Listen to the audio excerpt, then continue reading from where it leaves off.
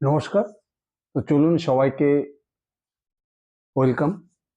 আজকে একটা ইনভেস্টিং এ active investing share মার্কেটে যদি আপনি স্টকে ইনভেস্ট করেন, ইনভেস্টিং এর ক্ষেত্রে সব থেকে যেটা ইম্পর্টেন্ট জিনিস, সেই সব থেকে মোস্ট ইম্পর্টেন্ট সাবজেক্ট নিয়ে আলোচনা করব। সাবজেক্টের নাম হচ্ছে পোর্টফোলিও রিব্যালেন্স। পোর্টফোলিওটা কি করে রিব্যালেন্স করতে হয়। পোর্টফোলিও শেয়ার মার্কেটের স্টকের পোর্টফোলিও তৈরি করার থেকেও সব থেকে যেটা ইম্পর্টেন্ট সেটা হচ্ছে পোর্টফোলিও রিব্যালেন্স করা। কারণটা কি? কারণ কোনো আমি যখন কোনো স্টক ইনভেস্ট করি, হয়তো আপনি কোনো ইউটিউব চ্যানেলে কারো ভিডিও দেখে বা কোনো একটি কোয়ার্টারে কিছু সেক্টরের রেজাল্ট দেখে, স্টকের রেজাল্ট দেখে আপনি বেস্ট স্টকগুলোকে সিলেক্ট করবেন। মানে প্রতিটা সেক্টরের আপনি মোটামুটি 14 থেকে 15টা সেক্টরের সব হাই গ্রোথ স্টকগুলিকে আপনি সিলেক্ট করলেন। এবার সিলেক্ট করার পরে কি হলো, এই প্রতিটা সেক্টর হাই গ্রোথ স্টকগুলো সিলেক্ট করে নিলেন, মানে আপনার পোর্টফোলিও কিন্তু তৈরি হয়ে গেল। এবার মুশকিল হচ্ছে আজকে যে কোম্পানিগুলোকে বেস্ট মনে হচ্ছে, যে কোম্পানিগুলো সেক্টরের হাইয়েস্ট সেলস গ্রোথ করছে, হাইয়েস্ট প্রফিট গ্রোথ করছে, হাইয়েস্ট গাইডেন্স দিচ্ছে কলে, দুটি কোয়ার্টার বা তিনটি কোয়ার্টার বা 1 বছর বা 2 বছর পরে হয়তো সেই 14 থেকে 15টা কোম্পানির মধ্যে দেখা যায় বেশিরভাগ কোম্পানির বিজনেসই খারাপ হয়ে গেল। এটাই হয় অ্যাকচুয়ালি। আপনার পোর্টফোলিও যদি 14 থেকে 15টা কোম্পানি থাকে তাহলে দেখবেন তার মধ্যে হয়তো খুব বেটার যদি আপনার লাক থাকে তাহলে মাত্র 5 থেকে 6টা কোম্পানি হয়তো আপনার পোর্টফোলিওতে 3 থেকে 4 বছর টিকতে পারে। বাকি সমস্ত কোম্পানি কিন্তু আপনাকে মিউজিক্যাল চেয়ারের মতো আর কি, ওটা আপনাকে সেল করে যেতে হবে। কারণ বাকি কোম্পানিগুলো আপনার পোর্টফোলিওতে টিকতেই পারবে না। তার কারণ কারো বিজনেস গ্রোথ খারাপ হয়ে যাবে, কারো সেলস গ্রোথ কমে যাবে, প্রফিট গ্রোথ কমে যাবে, কারো বিজনেসের এনভায়রনমেন্ট খারাপ হয়ে যাবে, এবারে কোম্পানি কলে গাইডেন্স কমিয়ে দেবে। বেসিক্যালি যদি আপনার পোর্টফোলিওতে 14 থেকে 15টা কোম্পানিতে আপনি শুরু করেন এবং সেক্টরের হাই গ্রোথ ইঞ্জিন নিয়ে কল পড়ে রেজাল্ট ট্র্যাক করে, তবুও তার মধ্যে দেখবেন হয়তো 4 থেকে 5টা কোম্পানি হয়তো আপনার পোর্টফোলিও 3 থেকে 4 বছর টিকে যেতে পারে। বাকি কিন্তু সমস্ত কোম্পানি আপনাকে রেগুলার চেঞ্জ করতে হবে। এটাই হচ্ছে পোর্টফোলিও রিব্যালেন্স করা। এর আপনি যদি পোর্টফোলিওতে রিব্যালেন্স না করতে পারেন, যে আমার সব সেক্টরের হাই গ্রোথ ইঞ্জিন রয়েছে, এই স্টকগুলো লাস্ট 2 বছরের দুর্দান্ত দিচ্ছে রিটার্ন, আমি এই সেক্টরগুলো সেল করবো না, কারণ এই সেক্টরগুলো এই কোম্পানিগুলো আমার মনে হচ্ছে লং টার্মের জন্য ভালো। বেশিরভাগ ইনভেস্টরের কিন্তু এই সমস্যা। যখন একটা স্টক কোনো একটা ইনভেস্টরকে 2 বছর বা 1.5 বছর প্রচুর রিটার্ন কামিয়ে দেয়, তারপরে কি হয়, হয়তো কোম্পানির বিজনেস গ্রোথ কমে যায়, সেলস গ্রোথ প্রফিট গ্রোথ কমে যায়, তখন কিন্তু সেই স্টকটিকে আর বেশিরভাগ ইনভেস্টার সেল করে না, তবুও সেই স্টকটাকে পোর্টফোলিওতে রেখেই যায়। তার কারণটা হচ্ছে পাস্ট রেকর্ড, সে পাস্টে তাকে অনেক রিটার্ন কামিয়ে দিয়েছে। এটা হচ্ছে ইনভেস্টরের সব থেকে বড় মেন্টাল প্রবলেম, বিশেষ করে আমাদের রিটেল ইনভেস্টরের। আর প্রবলেমটা কি, যখন একটা স্টক বা একটা কোম্পানি খুব দুর্দান্ত বিজনেস করে যাচ্ছে, 40%, 50%, মানে সেক্টরের হাইয়েস্ট গ্রোথ করে যাচ্ছে, তখন সেই স্টকটা কিন্তু মাল্টিব্যাগার হয়ে যায়। দেখবেন 2 থেকে 3 বছরের মধ্যে স্টকটি হয়তো 3x, 4x, 5x হয়ে গেল। স্টকটি তখন পিরও রিডিং হতে থাকে, হয়তো 20-30-এর পি ছিল স্টকটার আগে, স্টকটা 70, 80, 60, 90 পি হয়ে গেল। আর রিটার্নও দুর্দান্ত হলো আপনাকে, হয়তো 2 থেকে 3 বছরের স্টকটা হয়তো 3x, 4x, 5x, 10x হয়ে গেল। এরপরে কি হবে, হয়তো কোনো একটি কোয়ার্টারে স্টকটির সেলস গ্রোথ কমে গেল। যখনই এইসব হাই গ্রোথ ইঞ্জিনের যখন তার স্টকটির ভ্যালুয়েশনে হাই হয়ে যায়, যখন স্টকের পি রেটিং হয়ে যায়, প্রচুর লোক সেই স্টকটির মধ্যে ঢুকে যায়, তারপর যখন স্টকটির সেলস গ্রোথ কমে যাবে, তখন কিন্তু মার্কেট খুব সেই স্টকটিকে প্রচুর পানিশমেন্ট দেয়। মানে তখন দেখা যায় স্টকটি দেখা যদি প্রাইস থেকে 5,000, স্টকটির প্রাইস কমে হয়তো 3,000, 3,500, 4,000 হয়ে গেল। এরপরে দেখা গেলো কলে ম্যানেজমেন্ট আগের থেকে গাইডেন্স কমিয়ে দিল। আগে আমরা 35 বা 40% করে গ্রোথ করতাম, এখন আমরা 25% করে গ্রোথ করবো। 25% যথেষ্ট ভালো গ্রোথ, তো যেহেতু আগে কোম্পানি 35-40% গ্রোথ করতো, সেখান থেকে কোম্পানি কমিয়ে দিচ্ছে সেলস গ্রোথের গাইডেন্স, তখন দেখবেন সেই স্টকটা কিন্তু আর চলবে না, মানে স্টকটা চলা বন্ধ হয়ে যায়। মানে স্টকটা আর চলবে না, মানে যত কিচ্ছু করার নেই, যেহেতু স্টকটির সেলস গ্রোথের গাইডেন্স কমিয়ে দিয়েছে, সেই স্টকটিকে কিন্তু মার্কেটটা রেটিং করবে। স্টকটি দেখবেন 1 বছর 2 বছর 3 বছরে একই প্রাইসে ঘোরাফেরা করতে থাকে, মানে স্টকটির মধ্যে আর কোনো আপওয়ার্ড মুভমেন্ট দেখা যায় না। একটা কোম্পানি যতই ভালো আপনার রিটার্ন দেয়, যখন কোম্পানির সেলস গ্রোথ কমে যাবে, প্রফিট গ্রোথ কমে যাবে, কোম্পানির গাইডেন্স কমিয়ে দিচ্ছে, কোম্পানির বিজনেসে কোনো প্রবলেম হচ্ছে, তখন কিন্তু আপনাকে ব্রুটালি মানে স্টকটাকে আপনাকে সেল করতে হবে। এই জন্য প্রতিটি কোয়ার্টারে আপনার স্টক যতই ভালো বিজনেস করুক, প্রতিটি কোয়ার্টারে আপনাকে রেগুলার ট্র্যাক করতে হবে, প্লাস আপনাকে কন কল থেকে কিন্তু খুব ভালো করে স্টাডি করতে হবে। আমি আজকে আপনার একটা কোম্পানি দেখি বুঝিয়ে দিচ্ছি যে কিভাবে পোর্টফোলিওটাকে রিব্যালেন্সিং করা দরকার। একটা কোম্পানি হচ্ছে ট্রেন্ড। ট্রেন্ড সবাই জানে, এরা রিটেল সেক্টরের কোম্পানি, ভ্যালু ফ্যাশন রিটেল, এখন হচ্ছে ভিটু রিটেল। আপনি ট্রেন্ডের বিজনেস দেখেন 2021, 22, 23, 24, মানে 24-এর অক্টোবর পর্যন্ত, যদি 2021 থেকে 2024-এর অক্টোবর পর্যন্ত ট্রেন্ডের বিজনেস দেখেন, তাহলে ট্রেন্ডের শেয়ারটিকে দেখবেন আপনি মোটামুটি 2000 আগস্ট থেকে 800 টাকার মতো ছিল। সেই শেয়ারটা 24-এর অক্টোবরে মোটামুটি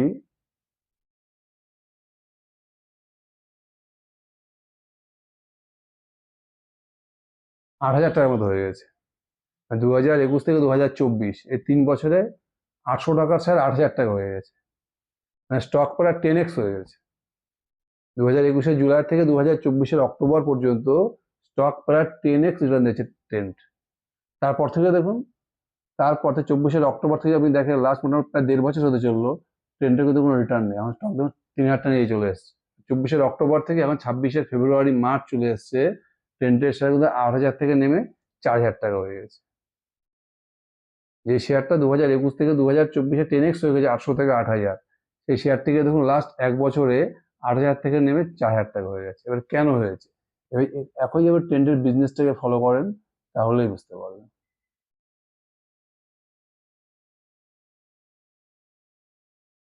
মোটামুটি সেপ্টেম্বরে আপনি 2024 পর্যন্ত দেখেন, ডিসেম্বর 22 থেকে সেপ্টেম্বর 2024 যদি এই পিরিয়ডটা দেখেন, তাহলে দেখবেন প্রত্যেকটা কোয়ার্টারে ট্রেন্ড মোটামুটি 50%, 60% করে সেলস গ্রোথ করে গেছে এভরি কোয়ার্টার। যদি ডিসেম্বর 22-এ দেখুন, ডিসেম্বর 22-এ সেল কত ছিল 2,300, ডিসেম্বর 23-এ সেল কত 3,400, এখানে 50% গ্রোথ।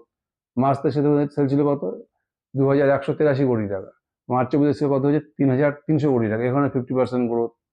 জুন 23-এ দেখুন সেল ছিল কত 2,600 কোটি টাকা, জুন 24 সেল কত হয়েছে 4,100 কোটি টাকা, মানে 60%-এর মতো সেলস গ্রোথ রয়েছে প্রত্যেকটা কোয়ার্টারে। সেপ্টেম্বর 2023-এ দেখুন সেল ছিল 2,982 কোটি টাকা, সেপ্টেম্বর 24-এ কত ছিল 4,200 কোটি টাকা, এখানে 45% গ্রোথ। এভরি কোয়ার্টারে একদম ট্রেন হ্যাঁ বিজনেস করে এই করতে করতে করতে করতে দেখুন সেপ্টেম্বর 2024 পর্যন্ত কিন্তু এই লাগাতার 2 বছর ট্রেন্ড 50%, 60% করে সেলস গ্রোথ করে গেছে। তখন ট্রেন মানে জুডিও স্টোরগুলো এক্সপ্যান্ড করতেছিল, এখন যেটা ভিডিও রিটেল করছে, লাগাতার স্টোর এক্সপেনশন করে গেছে আর পুরো ইন্ডিয়াতে এক্সপ্যান্ড করে গেছে। এই 2 বছরে দেখুন ট্রেন্ড 50%, 60% করে সেলস গ্রোথ করেছে, যার ফলে ট্রেন্ডের শেয়ারটা তখন 10x হয়ে গেছে। এবার সেপ্টেম্বর 24-এর পরে কি হয়েছে, ট্রেন্ডের কিন্তু ট্রেন্ড অলরেডি ইন্ডিয়াতে পুরো এক্সপ্যান্ড করে গেল, তারপরের কোয়ার্টারগুলো দেখুন ট্রেন্ডের কিন্তু সেলস গ্রোথ কমে গেছে। যদি আপনি ডিসেম্বর 24-এও দেখেন, ডিসেম্বর 23-এ সেলস গ্রোথ 3,400 কোটি টাকা, আর ডিসেম্বর 24-এ সেল গেছে 4,600 কোটি টাকা, এখানে মোটামুটি 38 থেকে 40% গ্রোথ। এবার তার পরের কোয়ার্টারগুলো দেখুন, মার্চের 24-এ সেল ছিল কত 3,300 কোটি টাকা, মার্চের 25-এ সেল কত হলো 4,200 কোটি টাকা, এখানে মোটামুটি 27 থেকে 28% গ্রোথ। তার মানে কি প্রতি কোয়ার্টারে কিন্তু ধীরে ধীরে সেলস গ্রোথ কমে যাচ্ছে। জুন জুন 24-এ দেখুন সেল ছিল কত 4,100 কোটি টাকা, জুন 25-এ সেল কত দাঁড়িয়েছে 4,800 কোটি টাকা, এখানে 17 থেকে 18% সেলস গ্রোথ। সেপ্টেম্বর 24-এ সেল কত ছিল 4,100 কোটি টাকা, সেপ্টেম্বর 25-এ কত ছিল 4,800 কোটি টাকা, এখানে কিন্তু 16 থেকে 17% গ্রোথ। ডিসেম্বর রিসেন্ট রেজাল্ট দেখেন Q3 FY26 এর দেখুন, Q3 FY25 এ এদের সেল ছিল 4,700 কোটি টাকা, আর Q3 FY26 এ সেল কত 5,300 কোটি, এখানে 13 থেকে 14% সেলস গ্রোথ। আমি বুঝতে পারছি 50%, 60% সেলস গ্রোথ ট্রেন্ডের কমতে কমতে আজকে চলে এসেছে 13 থেকে 14% শেয়ার, মানে পুরো কোম্পানি 50% গ্রোথই যেমন হয়ে গেছে, মোটামুটি 15% গ্রোথ নেই, 15% গ্রোথই নেই। এর ফলে দেখুন ট্রেন্ডের শেয়ারটিকে দেখুন 2024-এর অক্টোবর ছিল 8,000 টাকা, এখান থেকে কমতে কমতে এখন হয়ে গেছে 4,000 টাকা। আমি যখন কোনো কোম্পানির সেলস গ্রোথ কমে যায়, সেই কোম্পানির পাস্ট রেকর্ড যতই ভালো থাকুক, সেই শেয়ার কিন্তু আর চলবে না। এই জন্য আমাদের প্রত্যেকটা কোয়ার্টারে প্রতিটা কোম্পানিকে ট্র্যাক করতে হবে। যখনই কোনো কোম্পানির সেলস গ্রোথ কমে যাবে, আমাকে কিন্তু সেই স্টকটাকে পানিশ করতে হবে। যদি কোম্পানি যা গাইডেন্স দিয়েছে তার থেকে যদি খারাপ রেজাল্ট করে, আমাকে কিন্তু সেই স্টকটাকে পোর্টফোলিও থেকে কাট করতে হবে। কিভাবে কাট করতে হবে? যদি গাইডেন্স থেকে একটু কম খারাপ রেজাল্ট করে, একটু কম রেজাল্ট করে, তাহলে আমাকে অল্প শেয়ার, তাহলে কোথাও অল্প কাটতে হবে, অ্যালোকেশন থেকে অল্প কেটে নিলাম।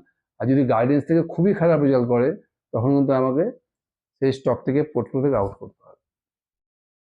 এতদিন যে আমার ভিডিও দেখেন তারা মোটামুটি জানেন, মোটামুটি 15 থেকে 16টা সেক্টর ট্র্যাক করি। এবং 14 থেকে 15, 16, 17, 18টা কি থাকে আমার পোর্টফোলিওতে সবসময় হাই গ্রোথ ইঞ্জিন থাকে, প্রতিটা সেক্টরের হাই গ্রোথ ইঞ্জিন। এর মধ্যে আমাকে কি করতে হবে? যখনই কোনো কোম্পানির গাইডেন্স কমিয়ে দেয় বা কোনো কোয়ার্টারের সেলস গ্রোথ কমে যায়, আমাকে কিন্তু সেভাবে আমাকে পোর্টফোলিওটাকে অ্যালোকেট করতে লাগে, রিব্যালেন্সিং করতে লাগে। মানে যে গাইডেন্স আজ পারফর্ম করতে পারছে না তাকে কাটতে লাগে। আর যে গাইডেন্স আজ বেটার পারফর্ম করছে, সেই টাকাটা আমি সেই স্টককে দেবো যে গাইডেন্স থেকে বেটার পারফর্ম করছে। এবার যদি আপনি Q3 দেখেন, Q3-তে আমাদের যদি সেক্টর ওয়াইজ দেখেন, মোটামুটি আমি যে সমস্ত সেক্টরে ট্র্যাক করি বা যেসব স্টকের কথা বলি, বা আমার পোর্টফোলিওতে যে ধরনের স্টক আছে, বেশিরভাগ স্টকেরই মোটামুটি 80 থেকে 90% স্টক কিন্তু দুর্দান্ত পারফর্ম করেছে। যদি আপনি রিটেল সেক্টরে দেখেন, আমাদের ভিটু রিটেল সেক্টরে হাইস্ট গ্রোথ করছে, কোনো প্রবলেম নেই। জুয়েলারি বিটুবিতে দেখেন, স্কাই গোল্ড দুর্দান্ত বিজনেস করছে। কেবল সেক্টরে দেখেন ভিমার্ক ইন্ডিয়া, পলিক্যাব দুর্দান্ত বিজনেস করে যাচ্ছে। পেন্টে সিরকা পেন্ট, বেশিরভাগ সেক্টরে আমাদের আমি যে সেক্টরগুলো ট্র্যাক করি, প্রতিটা সেক্টরে কিন্তু দুর্দান্ত বিজনেস করে যাচ্ছে। এবার Q3-তে আমরা কিছু বিজনেস নিয়ে আলোচনা করব। যদি স্টকগুলোর আমি নাম না নেই, তাহলে আমি জিনিসটাকে বুঝাতেই পারবো না যে আমাকে কি করে অ্যালোকেটটাকে রিব্যালেন্স করতে হবে পোর্টফোলিওটা। আমি কিন্তু আমরা বাই বা সেল রিকমেন্ড করছি না। যদি স্টকগুলোর নাম না নেই, তাহলে আমি আপনাদেরকে বুঝাতেই পারবো না যে রিব্যালেন্সটা আমি কি করে করবো। আমি জুয়েলারি সেক্টরে যাচ্ছি।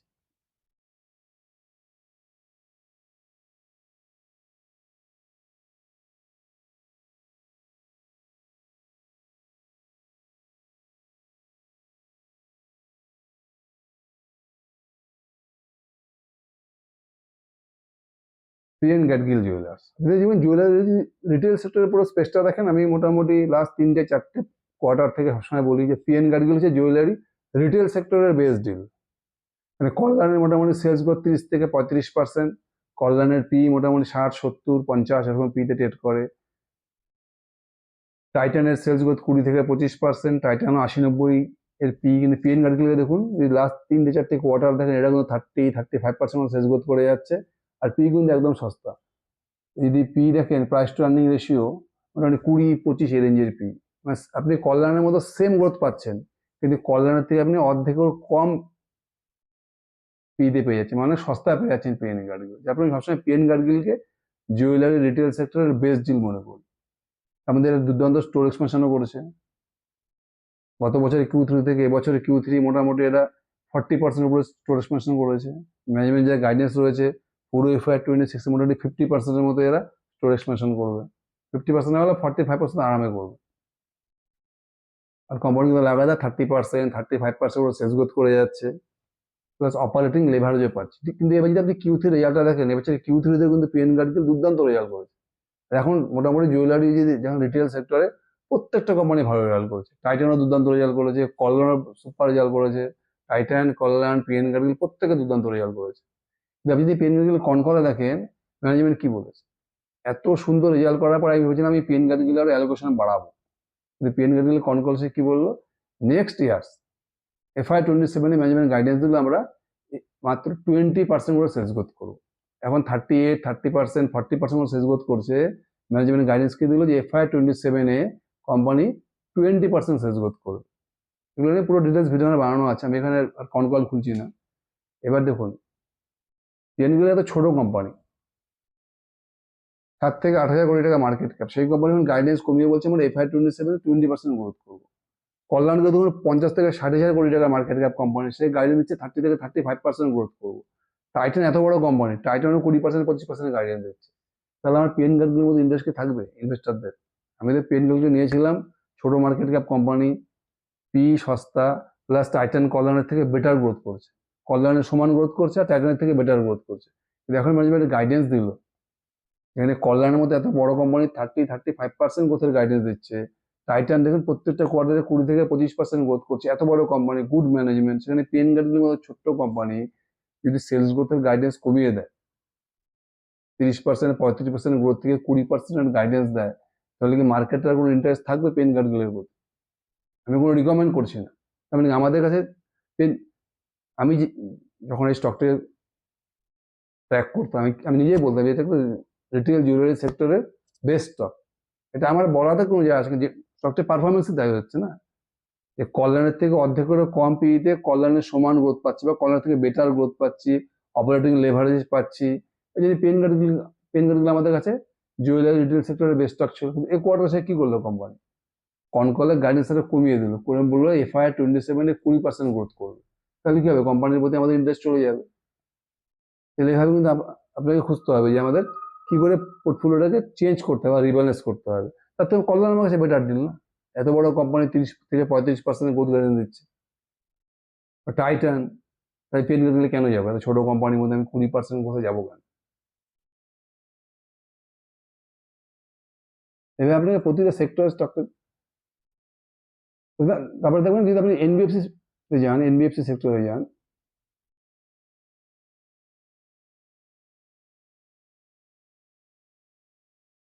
হাউজিং ফিনান্স, আমি সবসময় হাউজিং ফিনান্সকে প্রেফার করি। গত 2 বছর থেকে দেখবেন মাইক্রো ফিনান্স প্রচুর স্ট্রাগল করেছে, কিন্তু হাউজিং ফিনান্সকে দুর্দান্ত পারফর্ম করেছে। আর হাউজিং ফিনান্সের সব থেকে হাই গ্রোথ ইঞ্জিন কে আছে, ইন্ডিয়া শেল্টার, তারপরে হোম ফার্স্ট, তারপরে অ্যাপটাস গ্রোথ। অ্যাপটাস মোটামুটি 20 থেকে 25% গ্রোথ করে, হোম ফার্স্ট মোটামুটি গ্রোথ করে 25 থেকে 30%, আর ইন্ডিয়া শেল্টার 35%, 37%, 35 থেকে 40% যে গ্রোথ করে। অ্যাসেট কোয়ালিটিও বেটার। পুরো হাউজিং ফিনান্সের মধ্যে কিন্তু বেস্ট স্টক হচ্ছে ইন্ডিয়া শেল্টার। সবসময় ইন্ডিয়া শেল্টারের কথাই বলি ভিডিওতে, দেখবেন যেটা আপনি Q3 দেখেন, তাহলে দেখবেন ইন্ডিয়া শেল্টার কিন্তু লাস্ট 2টি কোয়ার্টার থেকে Q1 এর পর থেকে শুরু হয়েছে, দেখবেন ইন্ডিয়া শেল্টারে কিন্তু ডিসবার্সমেন্ট গ্রোথটা সমানে কমে গেছে, 30%, 35% থেকে 20%। এবার তো এই Q3-তে ইন্ডিয়া শেল্টারের ডিসবার্সমেন্ট গ্রোথ হচ্ছে মাত্র 11%। ডিসবার্সমেন্ট গ্রোথ মানে নিউ লোন বুক গ্রোথ। এবার নিউ লোন বুক যদি আপনার সমানে কমতে থাকে, তাহলে এবার Q3-তে কোম্পানি মোটামুটি 30% লোন বুক গ্রোথ করেছে, তাহলে ইন ফিউচারে কিন্তু কোম্পানির লোন বুক গ্রোথটা আরো কমে যেতে পারে, কারণ যেহেতু ডিসবার্সমেন্ট গ্রোথ লাগাতার কমে যাচ্ছে। আগে প্রায় 25%, 30%, 35% কোম্পানির ডিসবার্সমেন্ট গ্রোথ করতো, এবং সে গ্রোথটা কমে কত হয়েছে, 11%।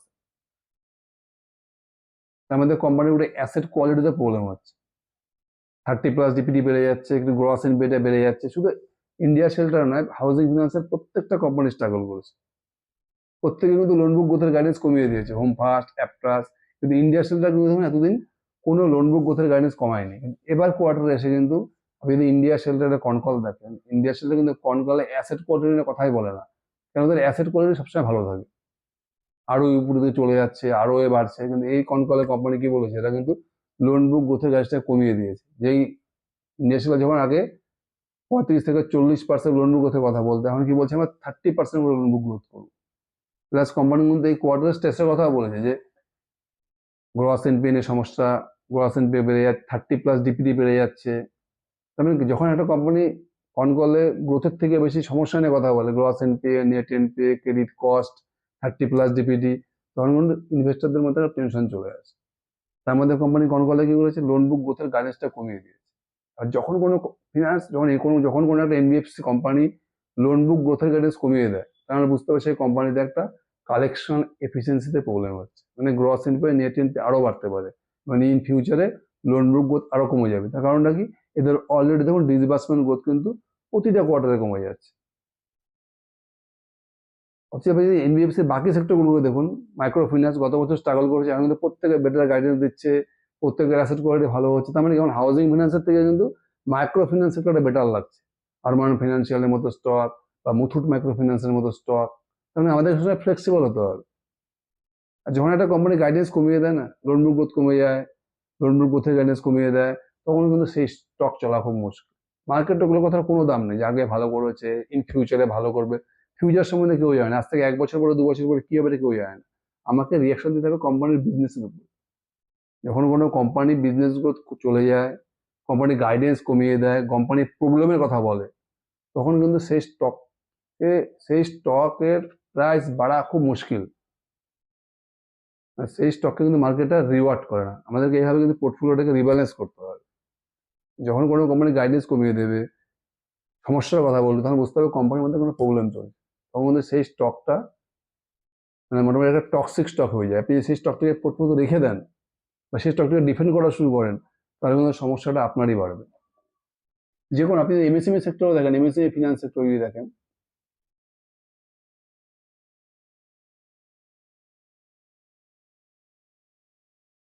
এসবিএফসি ফিনান্সকে দেখেন, SBFC finance MSME number one stock.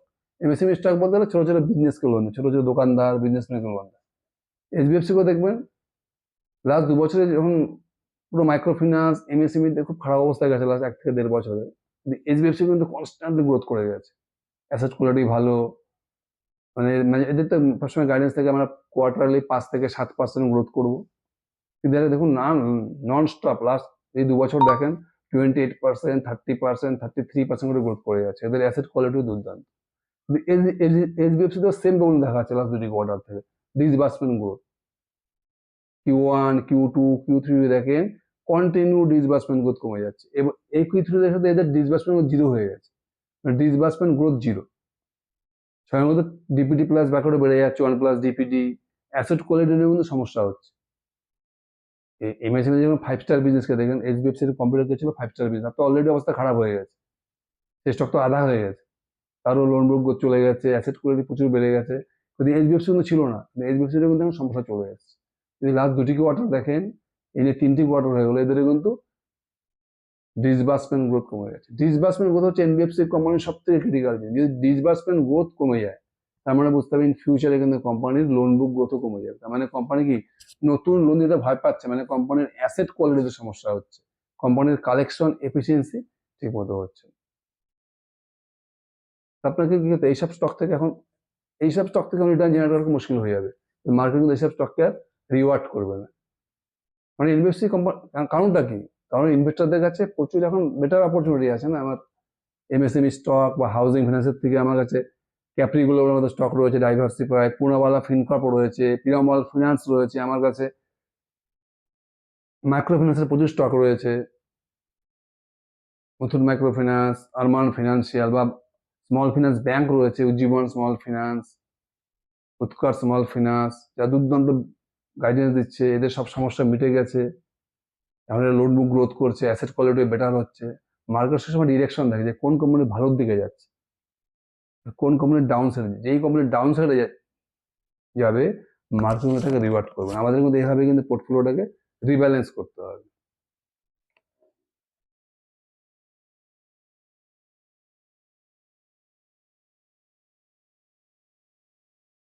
আমি আরেকটি কোম্পানির কথা বলবো,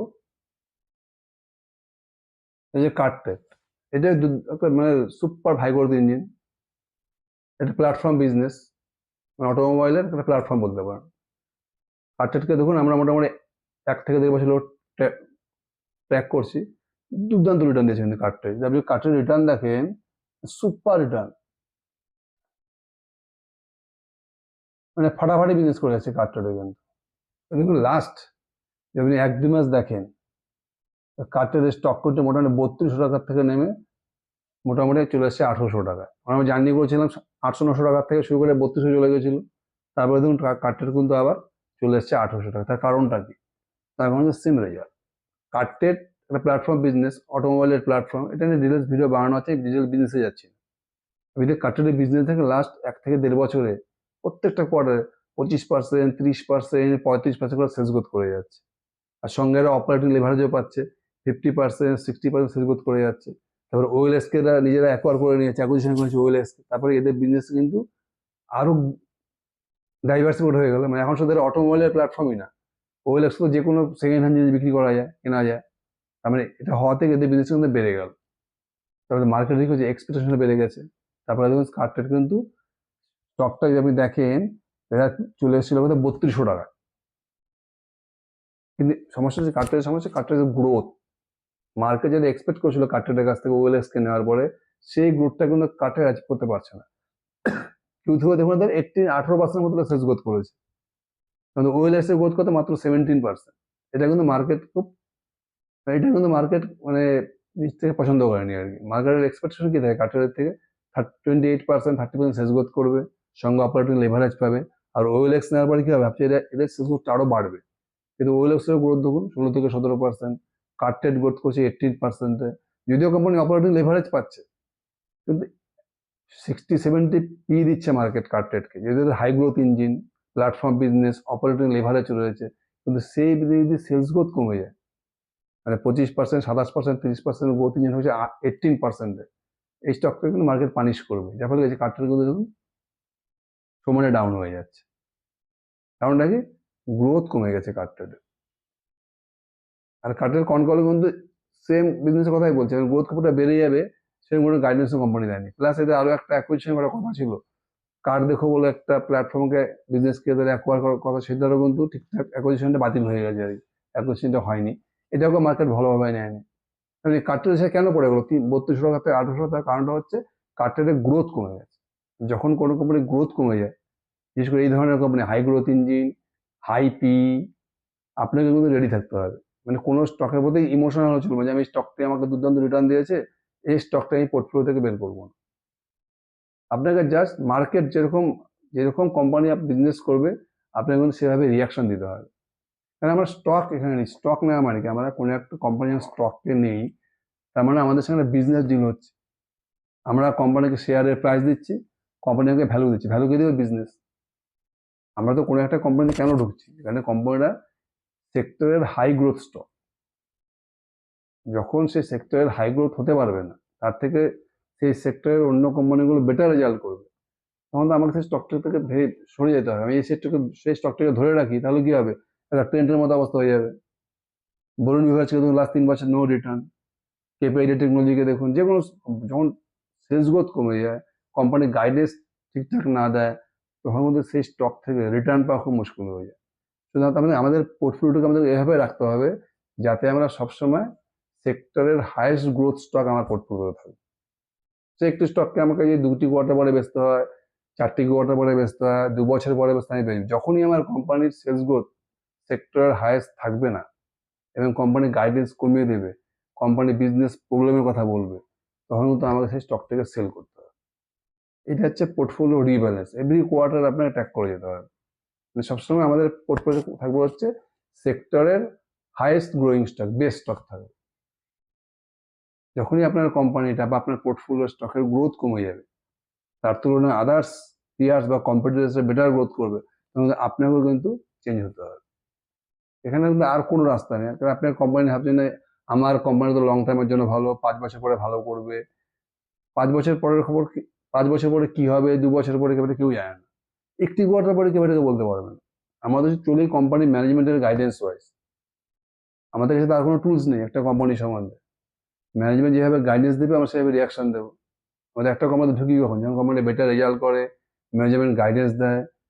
যখন সেই কোম্পানি খারাপ রেজাল্ট করবে, ম্যানেজমেন্ট গাইডেন্স কমিয়ে দেবে, আমাকে সেই স্টক থেকে ভেঙে যেতেই হবে। যেখানে ম্যানেজমেন্টের কনফিডেন্স নেই, অথচ আমি কনফিডেন্স দিকে স্টকটা কি করে রাখি। এটা হচ্ছে পোর্টফোলিও রিব্যালেন্সিং। মানে যেভাবে কোম্পানি রেজাল্ট করবে, কোম্পানি যেভাবে গাইডেন্স দিবে, আমাদের ইনভেস্টরদের কিন্তু ঠিক সেভাবেই রিয়াকশন দিতে হবে। বুঝে গেল পোর্টফোলিও রিব্যালেন্স কীভাবে করতে হবে। মানে পোর্টফোলিও কনস্ট্রাকশনের থেকে কিন্তু পোর্টফোলিও রিব্যালেন্সটা বেশি ইম্পর্টেন্ট। যখনই আপনি 15 থেকে 16টা স্টকের পোর্টফোলিও করবেন, তখন তার সাথে সাথে আপনাকে 15 থেকে 16টা স্টক আপনার ওয়েটিং লিস্টে রাখতে হবে। প্রতিটা সেক্টর একটি করে স্টক আপনার পোর্টফোলিও থাকবে, তার বদলে রিপ্লেস থাকবে, সবসময় রেডি থাকবে একটা। মানে খারাপ হলে আমি একে রিপ্লেস করে দেবো। এইভাবে কিন্তু আপনার সবসময় পোর্টফোলিওটাকে রিব্যালেন্সিং করতে হবে। বুঝে গেল পোর্টফোলিও রিব্যালেন্সিং কি জিনিস? Thank you.